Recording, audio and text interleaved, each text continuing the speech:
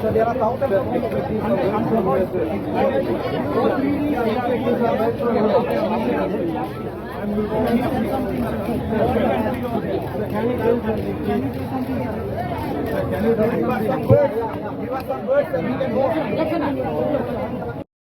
இன்று காலை திருகோணமலையிலே இலங்கைக்கு வருகை தந்திருக்கின்ற சர்வதேச மனித உரிமைகள் ஆணையாளர் திரு வால்கர் டக் அவர்களை நாங்கள் திருகோணமலையிலே சந்தித்து எங்களுடைய நாட்டிலே மனித உரிமை செயற்பாட்டாளர்களுக்கு இருக்கக்கூடிய அச்சுறுத்தல்கள் அல்லது இந்த நாட்டிலே இருக்கின்ற மனித உரிமையினுடைய செயற்பாடு அவருடைய நிலவரம் போன்ற விடயங்களும் இன்னும் பல விடயங்களையும் நாங்கள் அவரோடு பேசி அவரிடம் எங்களுடைய அறிக்கைகளை சமர்ப்பித்திருந்தோம். அதனைத் தொடர்ந்து அங்கிருந்து நாங்கள் யாழ் செம்மணி சிந்துபாத்தி மயானம் அமைந்திருக்கின்ற பிரதேசத்திலே அந்த மயானத்திலே புதைக்கப்பட்டு அகழ்வு பணிகளூடாக மீட்டெடுக்கப்பட்டிருக்கின்ற இந்த எலும்புக்கூடுகள் தொடர்பான நீதி வேண்டி இடம்பெறுகின்ற கவன ஈர்ப்பு போராட்ட தளத்திலே நாங்கள் வருகை தந்து இந்த இடத்திலும் மனித உரிமை ஆணையாளர் திரு வால்கர் டக் அவர்கள் வருகை தந்திருந்தார்.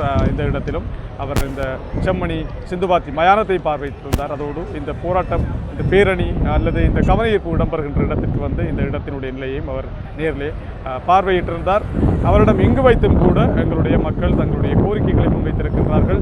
நல்ல ஒரு தீர்ப்பு அல்லது ஒரு இதுவரையிலேயே நல்ல ஒரு செய்தியை எங்களுக்கு தெரிவிப்பதாக அவர் கூறியிருக்கின்றார். இன்னும் பல விடயங்கள் நாங்கள் பேசியிருந்தோம். அவைகளை நீங்கள் ஊடகங்கள் வாயிலாகவும் அறிந்து கொள்ள முடியும். நன்றி.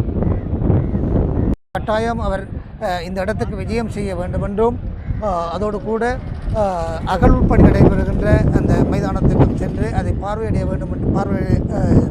வேண்டும் என்றும் நாங்கள் கோரிக்கை முன்வைத்திருந்தோம். அதன் அடிப்படையிலே அவர் இன்றைய தினம் எங்களுடைய கோரிக்கையை ஏற்று இந்த இடத்துக்கு வருகை தந்து அவர் செல்லக்கூடியதை நாங்கள் கண்கூடாக கண்டிருந்தோம். இறுதி நிகழ்வுகளுக்கு ஏறக்குறைய ஒரு மணி நேரத்துக்கு முன்பதாக